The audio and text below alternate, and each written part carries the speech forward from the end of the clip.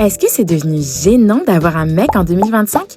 Alors, la question peut paraître absurde, mais sur les réseaux, elle divise vraiment. Parce qu'aujourd'hui, dire mon mec sur Internet, c'est presque devenu cringe. Oh my god, what is that? Et ça en dit long sur la façon dont les relations ont changé. On est passé d'une époque où être en couple, c'était un accomplissement, à un moment où c'est presque plus stylé d'être célibataire.